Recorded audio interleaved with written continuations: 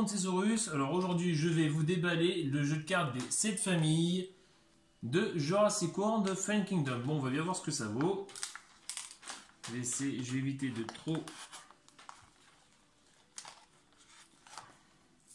Voilà. Éviter de trop esquinter l'emballage. Bon, c'est parfait. Après, j'ai fait ça toute ma vie. Alors, qu'est-ce que ça vaut? Déjà, joli emballage. Le Mont Cebu en éruption, Blue, le logo, la marque, bon ça c'est un détail. Franchement le cadre très sympa. Donc quoi, c'est un jeu d'action en français, divers logs, universel, etc.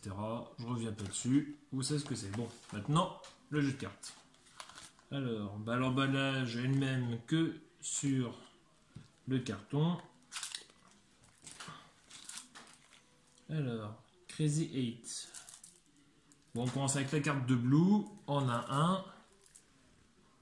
Alors, qu'est-ce qu'on voit? On voit des graphiques, un logo de Raptor avec le squelette. C'est bien foutu. Le petit livret derrière. Ah, ça c'est bien. Ils ont pensé à faire un petit fil pour pouvoir déballer plus facilement. Alors, on a le livret. Plus qu'à trouver le français, ça c'est un peu plus compliqué, c'est pas là. Alors, règles du jeu, jeu d'action, carte action. Ah, il y a des cartes action, jeu de cette famille, d'accord. Alors là on voit les différents animaux qui représentent donc du coup les différentes familles. On a Blue, on a le tyrannosaure, le mosasaure et les pteranodons.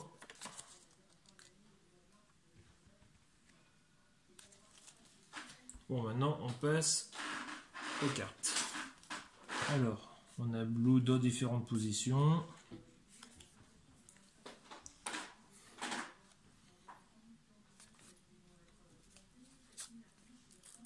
Ah, j'ai l'emballage qui m'embête. Elles sont de bonne qualité quand même. Bon là, en ce qui concerne le T-Rex, c'est pareil. On a différents logos, une map, le squelette de T-Rex, avec le nom B1, les différentes images. Ils sont toutes de belle qualité.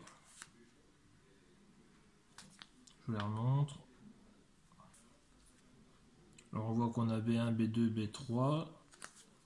Sur B2, on voit qu'on a un plus 1, ce qui n'est pas le cas sur Blue. Alors le mosasaure. Toujours pareil, lui il a le C1, la map, les petits logos, le squelette de crâne. Alors le C1, on remarque cette fois que le C2 n'a pas de plus 1, mais il y a une carte change, sûrement switch, quelque chose du genre, avec les images. Pour ceux qui font du montage, franchement, ça sera de belles images utilisées.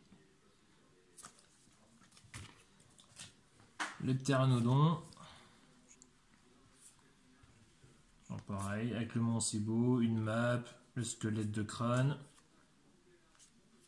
Et là, peut-être encore une autre switch, ou quelque chose du genre. À voir un peu plus en détail.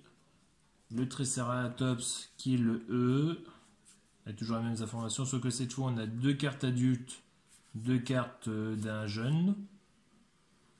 Il y a toujours les mêmes informations en dessous. Ah, on passe à l'Indoraptor. Alors lui, il est en vert, mais c'est pas un crâne, c'est une dent qu'on a. Avec la carte de localisation, distance doubleur, même grec, ça sert à pas grand chose. Là on voit les différentes images. Bon, celle-ci c'est un peu similaire, mais c'est un détail technique. Là on le voit de dos, de face prêt à attaquer. Le Carnotaurus, avec un plus 1. Bon, toujours les mêmes informations, la couleur qui change. Franchement, la qualité des cartes est vraiment belle, même au toucher, c'est vraiment agréable à voir. Donc les différentes images.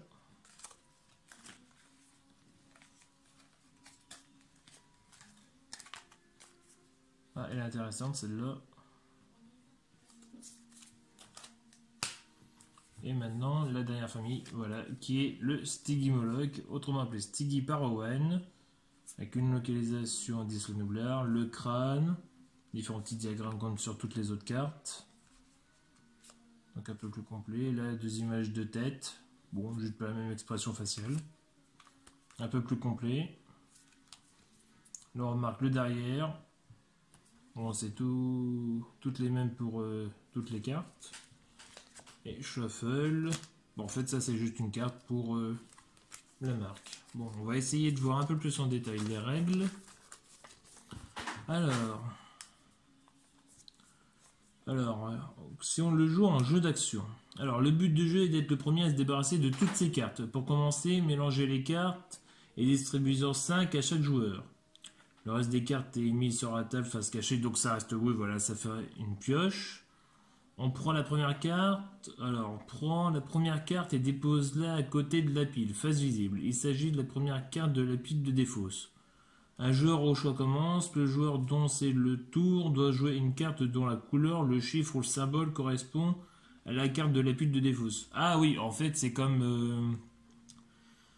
comment dire? Le Uno. En fait, c'est à peu près le même principe.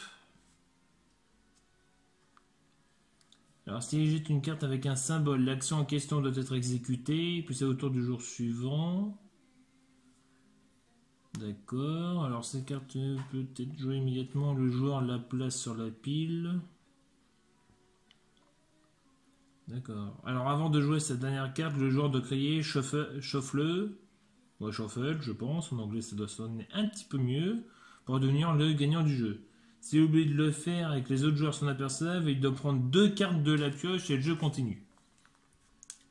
Alors, carte action. 1. Si tu joues cette carte, tu peux rejouer. 2. Si tu joues cette carte, le joueur suivant doit prendre une carte supplémentaire. 3. Si tu joues cette carte, tu peux échanger toutes les cartes avec celle d'un joueur au choix. Et 4. Si tu joues cette carte, le sens du jeu change. Après, il faut juste savoir à quoi correspond exactement. Alors après, il y a le jeu des 7 familles. Alors ce jeu compose des... Bon, après je vous explique pas plus que ça par rapport au jeu des 7 familles. Donc voilà. Si on n'est que 2 joueurs, et ben, on distribue 10 cartes à chacun, ce qui fait quand même pas mal de cartes. Et sinon, si on est plus de 2 joueurs, il faut distribuer toutes les cartes en nombre égal entre les joueurs. Bon, plus qu'à espérer être un chiffre pair, ça sera quand même mieux. Mais ça peut être un petit jeu sympa, je pense, qui peut faire une bonne petite soirée, surtout si vous avez des amis qui sont aussi fans de la saga. Bah franchement, c'est un bon petit jeu, il a l'air bien intéressant. Je vais le remettre tranquillement dans sa boîte. Alors sinon, on peut voir comme quoi c'est à partir de 6 ans et plus, entre 2 et 4 joueurs, et que ça dure environ 10 minutes. Après, je pense que ça dépend selon le jeu.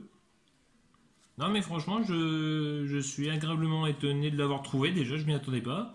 Les cartes sont de bonne qualité au niveau texture, puis même au niveau visuel, comme vous avez pu le voir. Et puis, voilà, quoi. Franchement, je suis pas mécontent. Je l'ai eu pour 5 euros. Enfin, du moins, il est vendu 5 euros à Maxi Toys. Et encore, je l'ai même pas eu à ce prix-là, parce qu'en ce moment, ils ont les 15% pour leur jour anniversaire. Donc c'est vrai que si vous avez un Maxi Toys chez vous, que vous avez envie de vous acheter un petit jeu de décès de famille original, en plus en rapport avec la passion de Jurassic World, et ben franchement vous pouvez y aller. C'est un bon petit jeu de cartes, franchement j'ai pas à me plaindre pour la qualité ni quoi que ce soit, ils ont fait du bon boulot. Voilà, comme ça en attendant, c'est presque inaperçu. Bon bah voilà, c'était un petit point d'action sur le jeu de Jurassic World, de jeu de cette famille, jeu d'action. Et puis, bah, si vous avez aimé cette vidéo, n'hésitez pas à liker, à partager, puis même écrire un petit commentaire, il n'y a aucun problème, j'y répondrai avec plaisir. Bon bah voilà, c'était Saurus, je vous dis à bientôt, salut!